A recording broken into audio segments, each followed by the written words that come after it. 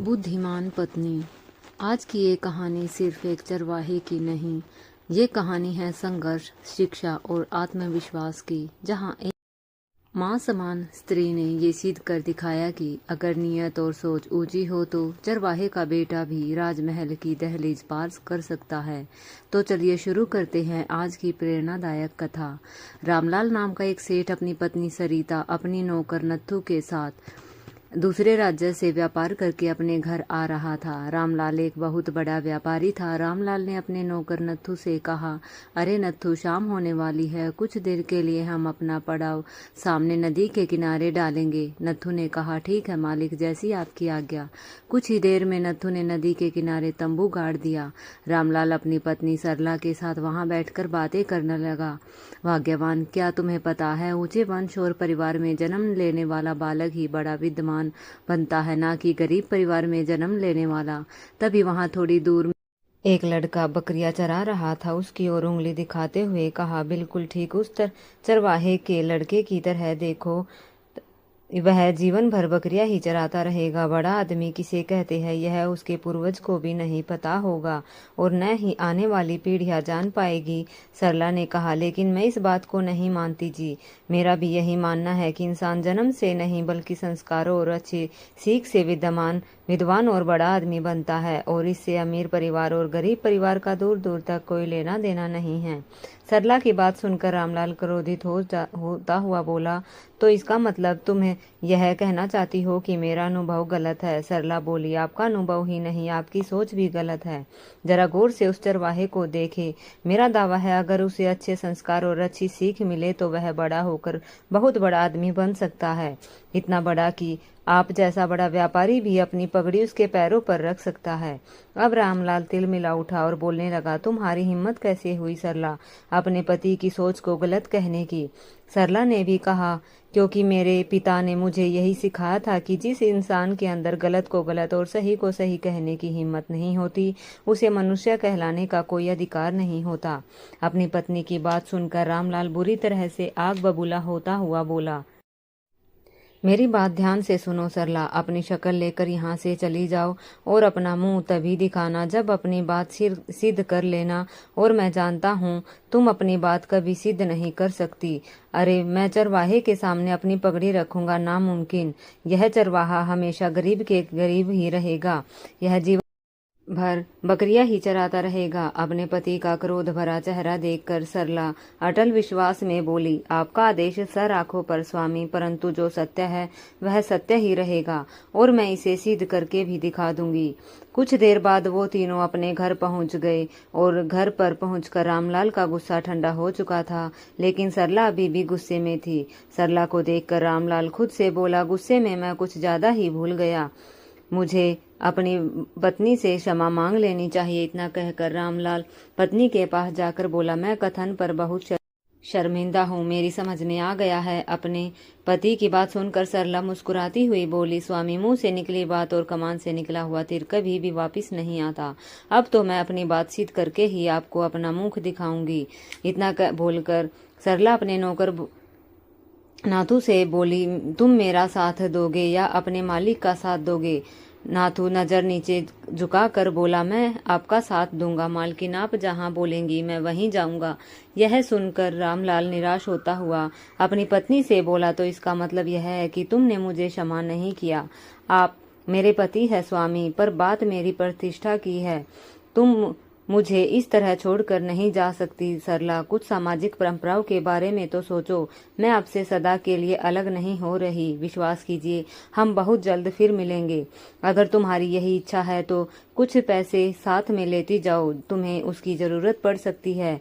नहीं, उसकी जरूरत नहीं स्वामी, मैं भी एक व्यापारी की पुत्री हूँ, अपनी बुद्धि से धन कमाना जानती हूँ। इतना बोलकर सरला अपने नौकर नथु के साथ घर से निकल गई। सरला अपने नौकर नत्थू के साथ उसी नदी के किनारे पर पहुंची जहां से कुछ देर पहले वह वापस लौटे थे। नदी के पास पहुंचकर नत्थू सरला से बोला, मालकिन, मुझे लगता है कि आपको अपने पिता के पास जाना चाहिए।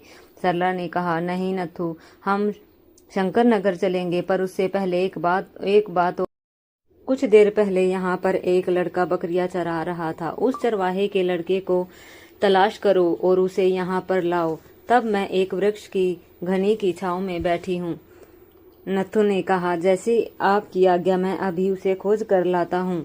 कुछ देर बाद नत्थु उसी लड़के को लेकर आ पहुंचा और सरला से बोला, मैं इसे ले आया मालकिन, यह एक चरवाहे का ही पुत्र है। सरला ने उस लड़के से पूछा, क्या नाम है तुम्हारा? उस लड़के ने कहा, मेरा नाम विष्णु है। आपने मुझे क्यों बुलाया है? सरला ने कहा, देखो विष्णु, तुम एक अच्छे लड़के हो, लेकिन मैं तुम्हें बड़ा आदमी बनाना चाहती हूँ। क्या तुम मेरे साथ शंकर नगर राज्य चलोगे? सरला की बात सुनकर विष्णु कुछ सोचते हुए बोला, मुझे आपके साथ जाने में कोई आपत्ति नहीं है, परंतु मेरे पिता नहीं मानेंगे। तुम मुझे अपने पिता के पास ले चलो, मैं उन्हें ठीक से समझा दूंगी। मुझे विश्वास है कि वह मेरी बात को समझेंगे। फिर कुछ ही देर में विष्णु सरला को लेकर अपने घर पहुंचा। विष्णु के पिता को देखकर सरला ने कहा, राम राम, मैं सरला, व्यापारी सरला रामलाल की पत्नी हूँ। मैं आपके बेटे को अपने साथ शंकर नगर ले जाना चाहती हूँ। विष्णु के पिता ने चौंक कर कहा, परंतु किस लिए? सरला ने कहा, जब मैंने आपके बेटे को देखा तो न जाने क्यों मुझे उसमें अपना पुत्र नजर आया। मैं नहीं चाहती कि यह सारा जीवन बकरियां चराकर व्यतीत करे। मैं इसे शिक्षित करके विद्वान बनाऊंगी। सरला की बात सुनकर विष्णु के पिता निराश होकर बोला, पर इसके जाने के बाद मेरी बकरियों की देखभाल कौन करेगा? विष्णु के पिता ने इतना कहा ही था कि तभी सरला ने अपने गले का हार, जो कि ठोस सोने का बना हुआ था, विष्णु के पिता को पकड़ा दिया। इसे अपने पास रखो, इसे बेचकर अपना गुजारा कर लेना। उस सोने के ठोस हार को देखकर गोपाल के पिता की आंखें चमकने लगी। कुछ ही देर में वह अपने बेटे विष्णु से बोला, बेटा, आज से मैं यहीं, तेरे सब कुछ है, इसके हर आदेश का पालन करना। विष्णु बोला, ठीक है पिताजी, जैसी आपकी आज्ञा, और जब बड़े आदमी बन जाना तो मुझे भूल मत जाना। पिताजी, मैं आपको कभी नहीं भूलूंगा। सरला विष्णु को लेकर शंकर नगर की ओर निकल पड़ी। शंकर नगर में पहुंचकर सरला ने विष्णु को गुरुकुल में भेज दिया और गुरुकुल के पास ही एक झोपड़ी बनाकर अपने नौकर नत्थु के साथ रहने लगी। 2 वर्ष बाद विष्णु गुरुकुल की परीक्षा में उत्तीर्ण हो गया और वह खुश होते हुए सरला के पास आ पहुंचा। सरला विष्णु की ओर देखकर मुस्कुराते हुए बोली, विष्णु, तुमने परीक्षा तो उत्तीर्ण कर ली, अब व्यवहारिक शिक्षा ग्रहण करो। आज से तुम राज दरबार में भी जाया करोगे और वहां होने वाली विभिन्न प्रतियोगिताओं में हिस्सा लिया करोगे। यदि राज दरबार में कोई ऐसा प्रश्न उपस्थित हो जिसका कोई उत्तर ना दे सके तो तुम उस प्रश्न को हल करने का दावा करना। यह सुनकर विष्णु बुरी तरह से चौंक पड़ा और कहने लगा, लेकिन माँ, मैं उस प्रश्न का उत्तर कैसे दे पाऊंगा? सरला मुस्कुराती हुई विष्णु से बोली, उस प्रश्न का हल मैं तुम्हें बताऊंगी और बस तुम कुछ समय की मोहलत मांग लेना। तभी वहां पर सरला का नौकर नत्थु आ पहुंचा और मुस्कुराते हुए सरला से बोला, मालकिन, यह सब आपकी मेहनत का फल है कि विष्णु ने गुरुकुल की शिक्षा उत्तीर्ण कर ली। सरला नत्थु की ओर देखकर मुस्कुराते हुए बोली, तुमने मेरी 2 वर्ष बहुत सेवा की है नत्थु, अब तुम अपने मालिक के पास जाओ, परंतु उन्हें मेरा पता मत बताना। यह सुनकर नत्थु बुरी तरह से चौंक पड़ा। यह आप कैसी बात कर रही हैं मालकिन? सरला ने कहा, जो बोला है वो करो। नत्थु, मेरी चिंता मत करो, विष्णु ने गुरुकुल की परीक्षा उत्तीर्ण कर ली है और अब से वह राजमहल में भी अपना आना जाना प्रारंभ कर देगा। जिस तरह से तुमने मेरी सेवा की है उसी तरह से मेरे पति की भी सेवा करना। उनसे कहना कि मैं ठीक हूँ और बहुत जल्द हम दोनों को मिलाएगी। भोला ने कहा, जैसी आपकी आज्ञा, और वह वहां से जाने को हुआ। विष्णु, जो अब नाथू को मामा जी कहकर बुलाया करता था, नाथू से कहने लगा, आपकी बहुत याद आएगी मामा जी। नत्थु बोला, और तुम्हारे भी बेटा बहु। अब उसके बाद विष्णु का उस दिन से राज दरबार में आना जाना प्रारंभ हो गया। एक दिन विष्णु राज दरबार में चुपचाप बैठा हुआ था कि तभी एक व्यक्ति राज दरबार में आ पहुंचा और राजा की ओर देखकर बोला, महाराज की जय हो। राजा ने कहा, कौन हो तुम? उस व्यक्ति ने कहा, महाराज, मैं दूसरे देश का एक कलाकार हूँ। आपके दरबार की कीर्ति देखकर मैं यहाँ आ पहुंचा हूँ। राजा बोला, तुम्हारा स्वागत है, तुम क्या चाहते हो? राजा की बात सुनकर उस कलाकार ने अपनी झोली से 2 मिट्टी की बनी हुई बतख निकाल ली और राजा को दिखाता हुआ बोला, महाराज, इनमें से एक नर है, दूसरी मादा। आपका कोई विद्वान यदि उसकी पहचान कर देगा तो मैं न सिर्फ उसकी विद्वानता का लोहा मानूंगा बल्कि उसे 500 स्वर्ण मुद्राओं से पुरस्कृत भी करूंगा। राजा उन दोनों बत्तखों को गौर से देखने लगा। उसे वह दोनों बत्तखें एक जैसी ही दिखने लगी। राजा उस कलाकार की ओर देखकर बोला, दोनों बिल्कुल एक जैसे हैं, पहचानना बहुत मुश्किल है। मुझे नहीं लगता कि मेरे दरबार का कोई भी इस पहेली को हल कर सकता है। इतना कहकर राजा अपने मंत्री से बोला, तुम्हें ऐसे मामलों में बहुत फर्क है, तुम कोशिश कर सकते हो। मंत्री बोला, महाराज यह कारीगरी का अद्भुत नमूना है, मैं भी असमर्थ हूँ, मैं कुछ नहीं कर सकता।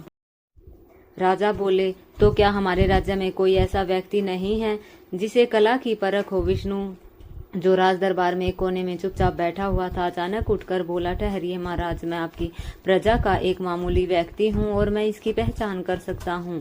राजा बोले, तो फिर पहचान करके बताओ। विष्णु उन दोनों मिट्टी की बतखों को गौर से देखता हुआ राजा से बोला, मैंने पहचान कर ली है महाराज, पर उसका उत्तर मैं आज नहीं कल दूंगा। गोपाल की बात सुनकर कलाकार राजा से बोला, ठीक है महाराज, मैं कल तक की प्रतीक्षा कर लूंगा, लेकिन मेरी एक शर्त है, यदि कल तक पहचान न सकी तो इसे हर जाने के तौर पर उल्टा मुझे 500 स्वर्ण मुद्राएं देनी होंगी। विष्णु बोला, मुझे स्वीकार है। इतना बोलकर विष्णु महल से बाहर निकल गया और रात में सारी घटना सरला को बताता हुआ बोला, माँ वो दोनों बतखें बिल्कुल एक जैसी हैं। सरला बोली, तुमने बहुत अच्छा किया सरला, उनकी पहचान करना बहुत आसान है, परंतु वो कैसे माँ? सरला विष्णु के कानों में कुछ बताने लगी। अगले दिन विष्णु दरबार में पहुंचकर राजा से बोला, महाराज वह दोनों बतखें मुझे दे दीजिए। कलाकार ने तुरंत वह दोनों बतखें विष्णु के हाथों में पकड़ा दी। विष्णु उन दोनों बतखों को गौर से देखकर एक बतख को और गौर से देखकर बोला, धागा बीच में ही अटक गया है, इसका मतलब यह नर है। और दूसरी बतख के कान में धागा पिरोया गया और धागा कान के आर पार हो गया, इसका मतलब यह मादा है। महाराज इनमें से मेरे दाएं हाथ वाली बतख मादा है और बाएं वाला नर है। राजा कलाकार से बोला, क्या विष्णु ने जो बताया वह सच है? कलाकार बुरी तरह से चौंकता हुआ बोला, बिल्कुल सत्य है महाराज, मैंने दोनों में इतना ही फर्क रखा था, इस नौजवान ने पहचान लिया, तुम शर्त जीत गए। विष्णु मेरी तरफ से 500 स्वर्ण मुद्राओं का पुरस्कार ग्रहण करो। विष्णु ने 500 स्वर्ण मुद्राओं की पोटली पकड़ ली। राजा ने फिर विष्णु से कहा, हमें बताओ तुमने बतखों में फर्क कैसे किया? महाराज धारणा है कि परिंदों में मादा के कान में छेद खुले रहते हैं। कलाकार ने शायद इसी धारणा के अंतर्गत ही जोड़ा बनाया था, जिससे मैंने अपने अनुमान से पहचान लिया। राजा खुश होते हुए विष्णु से बोला, विष्णु तुमने हमारा सर ऊंचा कर दिया, हमें तुम पर गर्व है। मांगो, क्या मांगते हो? हम तुम्हारी एक इच्छा जरूर पूरी करेंगे। विष्णु बोला, महाराज उचित समय आने पर मांगूंगा, अभी तो बस मेरी विनती है कि मुझे दरबार में बिना रोक टोक आने जाने की आज्ञा प्रदान की जाए। राजा बोला, तुम्हें आज्ञा दी जाती है। फिर समय ऐसे ही बीतने लगा। धीरे धीरे इस बात को 5 वर्ष बीत गए। विष्णु एक बालक से युवक बन चुका था। एक दिन राजा विष्णु के साथ अपने बगीचे में खड़ा हुआ था कि तभी वही कलाकार 2 घोड़े लेकर फिर से आ पहुंचा और राजा से बोला, महाराज मैं वही कलाकार हूँ जो पिछली बार आपके यहाँ अपनी शर्त हार कर लौट गया था। राजा हंसते हुए उससे बोला, इस बार क्या नई शर्त लेकर आए हो? महाराज मेरे पास यह 2 घोड़ियां है, यह जोड़ा बिल्कुल एक जैसा है, इसमें से एक घोड़ी है और दूसरी घोड़ी की माँ, पहचान करिए कि कौन माँ है और कौन बेटी। शर्त पहले वाली है। राजा उन दोनों घोड़ियों को गौर से देखता हुआ बोला, इसमें से तो मैं रत्ती भर का भी फर्क नहीं दिख रहा। इतना बोलकर राजा विष्णु से बोला, क्या तुम भी पहचान करने में असमर्थ हो? विष्णु बोला, नहीं महाराज, मैं तो बस आपके आदेश की प्रतीक्षा कर रहा था। महाराज मैं दोनों घोड़ियों का अच्छी तरह से निरीक्षण करना चाहता हूँ। प्रार्थना है कि आज रात मुझे दोनों घोड़ियों को घर ले जाने दिया जाए। यह सुनकर वह कलाकार बोला, मुझे कोई ऐतराज नहीं है महाराज, यह चाहे तो शौक से दोनों घोड़ियों को आज रात अपने घर पर ले जा सकता है। विष्णु उसी रात उन दोनों घोड़ियों को अपने घर ले गया और सारी घटना सरला को बताता हुआ बोला, माँ अब मैं इनमें से कैसे पहचान करूं कि कौन है माँ और कौन है बेटी? यह सुनकर सरला मुस्कुराती हुई बोली, बहुत आसान है उसकी पहचान करना। फिर उसने विष्णु के कानों में कुछ बताने लगी। अगले दिन विष्णु उन दोनों घोड़ियों को राजा के दरबार में लेकर पहुंच गया और बोला, मैं परीक्षा के लिए तैयार हूँ महाराज, परंतु पहले यहाँ पर जल का इंतजाम किया जाए। मैंने रात भर दोनों घोड़ियों को प्यासा रखा है, यह दोनों बेचारी प्यासी हैं। राजा ने तुरंत वहां पर जल का इंतजाम करवा दिया। विष्णु ने जैसे ही उन दोनों घोड़ियों को छोड़ा, वह दोनों घोड़ियां दौड़ते हुए उस जल के पास चली गई और एक दूसरी की ओर देखने लगी। फिर एक घोड़ी चुपचाप पानी पीने लगे। विष्णु राजा की ओर देखकर बोला, महाराज, जो घोड़े पानी पी रही है वह बेटी है और जो चुपचाप खड़ी है वह उसकी माँ है। यह सुनकर कलाकार पूरी तरह से चौंक पड़ा। राजा कलाकार से बोला, क्यों कलाकार, क्या विष्णु ने सच कहा है? कलाकार बोला, जी महाराज, मैं फिर से शर्त हार गया। इतना बोलकर कलाकार विष्णु से बोला, परंतु तुमने इसे पहचाना कैसे? विष्णु बोला, बहुत आसान था। हर माँ में अपनी औलाद के प्रति ममता होती है। माँ स्वयं भूखी प्यासी रहकर ही पहले अपनी औलाद का पेट भरती है। यह एक ईश्वरीय नियम है। यह दोनों घोड़ियां रात भर से प्यासी थी। अब जब इन्हें पानी दिया गया तो बेटी माँ को हटाकर खुद पी रही है। माँ के अंदर ममता का भाव है, इसलिए वह स्वयं प्यासी होते हुए भी पहले बेटी को पानी पीने का मौका दे रही है। कलाकार ने फिर से 500 स्वर्ण मुद्राओं की पोटली विष्णु को पकड़ा दी। राजा खुश होते हुए बोला, विष्णु, तुमने 2 बार राज्य का सम्मान रखा और पुरस्कार भी जीते, परंतु मेरी इच्छा है कि मैं तीसरा पुरस्कार तुम्हें स्वयं दूंगा। बोलो, क्या मांगते हो, धन या राज दरबार में कोई पद? विष्णु बोला, मुझे 1 दिन का समय दीजिए महाराज, मैं कल सोचकर बता दूंगा। फिर विष्णु उसी रात सारी घटना सरला को बताते हुए बोला, माँ, महाराज मुझसे प्रसन्न होकर पुरस्कार देना चाहते हैं। माँ, अब बताओ मुझे उनसे क्या मांगू? सरला गहरी सोच में डूबती हुई विष्णु से बोली, तुम राजा से धन मांगने की बजाय राजा से अधिकार पत्र मांगना। विष्णु बोला, अधिकार पत्र पर कैसा? सरला बोली, यहाँ से कुछ दूरी एक नदी है जिस पर एक पुल बुना है। वह पुल शंकर नगर और रतनगढ़ राज्य को जोड़ता है। तुम्हें उनसे पुल का अधिकार पत्र मांगना होगा। विष्णु बोला, अगर तुम कहती हो तो मैं ऐसा ही करूँगा माँ, लेकिन माँ, केवल पुल का अधिकार पत्र मांगने का क्या कारण है? मेरी समझ में नहीं आया। सरला बोली, वक्त आने पर ये सब समझ जाओगे बेटा। मैं एक व्यापारी की बेटी हूँ, मैं जानती हूँ कि उस पुल का क्या महत्व है। अगले दिन विष्णु राजा से बोला, महाराज, मुझे उस पुल का अधिकार पत्र चाहिए जो पुल रतनगढ़ और शंकर नगर राज्य को जोड़ता है। मैं चाहता हूँ कि उस पुल से आने वाला कोई भी व्यक्ति या कोई भी बैलगाड़ी या कोई भी घोड़ा मेरी आज्ञा के बिना न गुजर सके।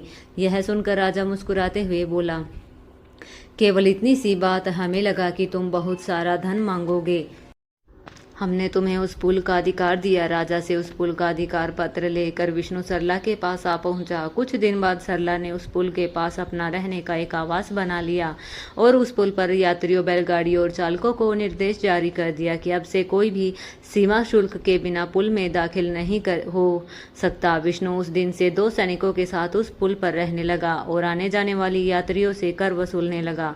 कुछ दिन बाद विष्णु बहुत सारी स्वर्ण मुद्राएं लेकर सरला के पास आकर बोला, आज ही तो चमत्कार हो गया माँ, आज पुल से इतने यात्री और बैलगाड़ियां गुजरे कि संभालना मुश्किल हो गया। यह रही आज की सारी आमदनी और एक शुभ सूचना है माँ। सरला बोली, कैसी शुभ सूचना? विष्णु बोला, आज मैंने नथु मामा को शंकर नगर में देखा। सरला बोली, क्या तुमने उनसे बात की? क्या तुमने बताया कि हम यहाँ पर रहते हैं? हाँ माँ, मैंने उन्हें बताया और अपना घर भी दिखाया। उन्होंने मुझसे यही कहा कि वो आपसे मिलने अवश्य आएंगे। विष्णु ने इतना ही कहा था कि तभी नथु वहाँ आ पहुँचा। नथु को देखकर सरला बोली, क्या हुआ नथु, सब कुछ ठीक तो है ना? नथु ने कहा, सब ठीक है मालकिन। सरला ने फिर कहा, और मेरे पति कैसे हैं? नथु ने कहा, सेठ जी कुछ महीने पहले बहुत सारा धन कमाकर लौटे थे, तुरंत ही रतनगढ़ की खदान की ओर चले गए हैं। यह सुनकर सरला बुरी तरह चौंक पड़ी। रतनगढ़ जाने का रास्ता तो उसी पुल से होकर गुजरता है, तब तो वह इस पुल पर जरूर गुजरेंगे। उम्मीद तो यह है और मैं उसी दिन की प्रतीक्षा में हूँ जब मैं उनके सामने अपनी बात को प्रमाणित कर सकूं। नथु, तुम बहुत ज्यादा थके हुए होगे, जाकर आराम कर लो, बाकी बातें सुबह करेंगे, जैसा आपका आदेश। कुछ दिन बाद बरसात के महीने में शाम के समय लाल कुछ बैलगाड़ियां लेकर उसी पुल के पास आ पहुंचा, मगर उस पुल पर को पार करने से पहले ही दोनों सैनिकों ने उसे रोक लिया। आपको रतनगढ़ का पुल पार करने के लिए सबसे पहले कर चुकाना होगा। रामलाल बोला, कर? कैसा कर? पहले तो कुछ ऐसा नहीं था। सैनिकों ने कहा, हाँ पहले नहीं था परंतु अब ऐसा है। रामलाल कुछ कुछ स्वर्ण मुद्राएं एक एक करके सैनिकों को पकड़ता हुआ बोला, ये लो शुल्क और पुल खोल दो। हमें अफसोस है सेठ जी, शाम हो चुकी है और रात होने वाली है, प्रवेश का समय खत्म हो चुका है। रामलाल चौंक कर बोला, क्या मतलब है तुम्हारा? शाम होने के बाद पुल पर यातायात बंद कर दिया जाता है और फिर दूसरे दिन ही खोला जाता है। हमें ऐसे ही करने का आदेश मिला है। यह सुनकर रामलाल बुरी तरह से घबरा गया। अरे भाई नहीं, ऐसा अत्याचार मत करो, कुछ देर के लिए यह पुल खोल दो, मैं तुम्हें दुगुना शुल्क देने को भी तैयार हूँ। सैनिकों ने बोला, नहीं हमारी मजबूरी है सेठ जी, कानून सब के लिए समान है, पर मेरी मजबूरी भी तो समझो। इन बैलगाड़ियों में ढेर सारे मूल्य की चीनी भरी हुई है, अगर आज जरा सी बूंद पड़ गई तो मैं बर्बाद हो जाऊंगा। हमें आपसे सहानुभूति है लेकिन पुल नहीं खोला जा सकता। हाँ, अगर विष्णु जी हमें आज्ञा दे तो हम आपको जाने दे सकते हैं। रामलाल बोला, यह विष्णु कौन है? सैनिक बोले, इस पुल के मालिक जो पुल के पार एक आलीशान हवेली में रहते हैं, अनेक दिल इंसान है, शायद वह तुम्हारी प्रार्थना स्वीकार कर ले। रामलाल बोला, ठीक है, तुम मेरी इस चीनी की बोरियों की देखभाल करना, मैं अभी उसका आदेश लेकर आता हूँ। सैनिक बोला, वैसे मुझे नहीं लगता कि आपको रात में पुल से गुजरने की आज्ञा देंगे। यह सुनकर रामलाल मुस्कुराते हुए बोला, जब मैं उन्हें दुगनी स्वर्ण मुद्राएं दूंगा ना तो वह ऐसा अवश्य करेंगे। फिर कुछ ही देर में रामलाल विष्णु की हवेली में पहुंच गया और बाहर खड़े एक नौकर से बोला, मेरा नाम रामलाल है, मैं एक व्यापारी हूँ, मुझे तुम्हारे मालिक विष्णु से अभी इसी समय मिलना चाहता हूँ। रामलाल की बात सुनकर नौकर तुरंत हवेली के अंदर चला गया और सरला को सारी घटना बताते हुए बोला, वो इस समय विष्णु मालिक से मिलना चाहता है। विष्णु चौंकती हुआ बोला, उससे बोले, उस व्यक्ति का हुलिया कैसा है? नौकर रामलाल का हुलिया बताने लगा। सरला बोली, जाकर उन्हें अंदर ले आओ, जैसा आपका आदेश। विष्णु सरला की ओर देखते हुए बोला, उस व्यक्ति का नाम सुनकर तुम चौंक क्यों गई थी? सरला बोली, बेटा मुझे इस नाम से एक पूर्व परिचित की याद आ गई थी। विष्णु, तुम इस व्यक्ति से मिलो और मैं नत्थू के साथ दूसरे कक्ष में बैठूंगी। इतना बोलकर सरला अपने नौकर नत्थू के साथ दूसरे कक्ष में चली गई। कुछ ही देर में रामलाल वहां आ पहुंचा और विष्णु की ओर देखकर बोला, नमस्कार विष्णु जी, मैं एक व्यापारी हूं, मेरा नाम रामलाल है, मैं बहुत बड़ी मुसीबत में फंस गया हूं, अगर आपने सहायता नहीं की तो मैं बर्बाद हो जाऊंगा। विष्णु बोला, कहिए सेठ जी, आप किस मुसीबत में फंस गए हैं? रामलाल बोला, श्रीमान, पुल के पास मेरी बैलगाड़ियां खड़ी हैं जो चीनी से भरी है, मैं चाहता हूं कि आप उसे दूसरे राज्य जाने का आदेश पत्र जारी कर दे। विष्णु बोला, इस समय यह नामुमकिन है सेठ जी, पुल पर आने जाने का समय निर्धारित है और जो कि सबके लिए समान है। अगर मैं आपके लिए आदेश पत्र जारी कर देता हूं तो यह उन अधिकारियों के लिए बेईमानी और धोखा होगा जो अब तक मेरे बनाए हुए नियम के अनुसार चल रहे हैं और उन्होंने मेरे ही बनाए हुए नियम से अपना काफी नुकसान भी झेला है। विष्णु की बात सुनकर दूसरे कक्ष में बैठी हुई सरला पूरी तरह चौंक पड़ी और बोली, देखा नत्थू, कितना दृढ़ निश्चय है मेरा पाला हुआ पुत्र। नत्थू ने कहा, सब आपके द्वारा दी गई शिक्षाओं का ही प्रभाव है। इधर रामलाल दोबारा विष्णु से बोला, लेकिन कुछ विशेष परिस्थितियों में यह नियम बदले भी तो जा सकते हैं।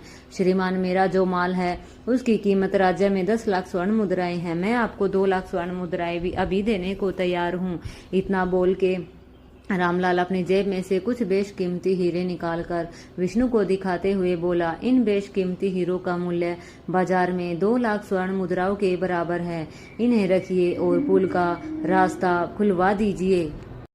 विष्णु बोला, आप मुझे रिश्वत देना चाहते हैं? विष्णु के चेहरे पर क्रोध देखकर रामलाल बुरी तरह से घबराते हुए अपने आप से बोला, बड़ा ही जिद्दी और ईमानदार लड़का मालूम पड़ रहा है, लगता है इसे यह कीमत कम लगी है। इतना बोलकर रामलाल और हीरे निकालकर विष्णु को पकड़ाते हुए बोला, इन सभी हीरों की कीमत 3 लाख स्वर्ण मुद्रा के बराबर है, अब तो आज्ञा दे दो। यह देखकर सरला नाथू से बोली, मेरे स्वामी व्यापारिक दाव पेच खेल रहे हैं, कहीं विष्णु इन हीरों को देखकर लालच में न आ जाए। इतने कीमती हीरो को देखकर विष्णु के चेहरे के कुछ समय के लिए भाव बदल गए और वह बड़े ही गौर से रामलाल की ओर देखकर बोला, आप इतने कीमती हीरे मुझे इसलिए देना चाहते हो कि मैं कानून तोड़ दूं। रामलाल बोला, जी बेशक, इसी में हम दोनों का फायदा है और जिससे फायदा हो वह बात तुरंत मान लेनी चाहिए। अगले ही पल विष्णु क्रोध में आग बबूला होता हुआ बेशकीमती हीरो की पोटली रामलाल के मुंह पर मारता हुआ बोला, मुझे कर्तव्य मार्ग से भटकाकर दूषित करना चाहता है मूर्ख व्यापारी, उठा यह हीरे और दफा हो जा यहाँ से, नहीं तो तुझे अपने नौकर से धक्के देकर यहाँ से बाहर निकलवा दूंगा। यह देखकर सरला खुश हो गई। रामलाल बुरी तरह से घबरा गया। वह समझ गया कि विष्णु और अधिकारियों की तरह लालची नहीं है, इसे किसी ने अच्छे संस्कार दिए हैं, विष्णु बिकाऊ नहीं है। रामलाल तुरंत अपनी पगड़ी उतार कर विष्णु के पैरों पर रखता हुआ बोला, व्यापारी के नाते ना सही, एक बुजुर्ग के नाते तो मेरी प्रार्थना स्वीकार कर लो। मेरी बैलगाड़ियों के लिए पुल का रास्ता खोल दो। मेरी बहुत सी बैलगाड़ियां जिसमें गुड़ और चीनी रखी हुई है वह भी यहाँ तक पहुँचने वाली होंगी। अगर बारिश होगी तो मैं पूरी तरह से बर्बाद हो जाऊंगा। तभी सरला नाथू के हाथ उस कक्ष से बाहर आ गई। सरला और नाथू को देखकर रामलाल बुरी तरह से चौंक गया। सरला रामलाल की ओर देखकर बोली, क्या हुआ, मुझे ऐसे गौर से क्यों देख रहे हो? आप तो ऊंचे परिवार में पैदा हुए हो, उच्च कुल में पैदा हुए हो और फिर एक नीचे परिवार में पैदा होने वाले व्यक्ति के सामने इस तरह से गिड़गिड़ा क्यों रहे हो? मैं आपसे पूछती हूँ, क्या ऐसा करना आपको शोभा देता है? रामलाल बोला, तुम यह क्या कह रही हो? सरला, मेरी समझ में कुछ भी नहीं आ रहा। तुम यहाँ इतना बोलकर रामलाल नथु की ओर देखकर बोला, यह सब क्या है नथु? तभी सरला रामलाल की ओर देखकर बोली, जानते हो विष्णु वही चरवाहा है जिसे आपने घृणापूर्वक कहा था कि वह नीच परिवार में जन्म लेने वाला नीच ही होता है। यह कभी भी बड़ा आदमी नहीं बन सकता और न ही इसकी आने वाली पीढ़ियां कभी जान पाएगी कि बुद्धिमान क्या होता है और बड़ा आदमी क्या होता है। रामलाल चौंक कर बोला, यह नामुमकिन है। सरला बोली, यह सत्य है, अगर विश्वास ना हो तो नथु से पूछ लो। फिर रामलाल नथु से बोला, क्या यह सच है? नथु ने कहा, हाँ यह सच है मालिक, विष्णु वही चरवाहा है जो किसी जमाने में भेड़ बकरियां चराता था। तभी विष्णु रामलाल से बोला, आज मैं जो कुछ भी हूँ अपनी इस माँ की कृपा से ही हूँ। रामलाल हाथ जोड़ता हुआ अपनी पत्नी से बोला, सरला मैं अपने कथन पर बहुत शर्मिंदा हूँ। मेरी समझ में आ गया है तुम्हारा कथन ठीक ही था। आदमी ऊंचे परिवार में जन्म लेने से नहीं, अच्छे संस्कारों से छोटा या महान बनता है, अच्छी सीख से बड़ा आदमी बनता है। यह सुनकर सरला की आंखों में आंसू आ गए और वह विष्णु की ओर देखकर बोला, बेटा इन्हें प्रणाम करो, यह मेरे पति हैं और अब से तुम्हारे पिता भी हैं। विष्णु तुरंत रामलाल के पैरों में झुकता हुआ बोला, मैं अपने व्यवहार के लिए बहुत शर्मिंदा हूँ पिताजी। रामलाल की आंखें बहराई हो वो बोला, नहीं बेटे, तुम बहुत महान हो, एक ऊंचे आशीर्वादी नवयुवक हो, ईश्वर करे जीवन में तुम्हें खूब सफलता मिले। फिर उस दिन के बाद रामलाल की विचारधारा बदल गई और वह सरला और विष्णु के साथ एक परिवार की तरह रहने लगा। तो दोस्तों, आज की कहानी यहीं समाप्त होती है। आशा है आपको यह कहानी पसंद आई होगी। अगर हाँ तो इसे लाइक और शेयर जरूर करें और हमारे चैनल को सब्सक्राइब करना बिल्कुल न भूलें। हम फिर लौटेंगे एक नई रोचक और प्रेरणादायक कहानी के साथ।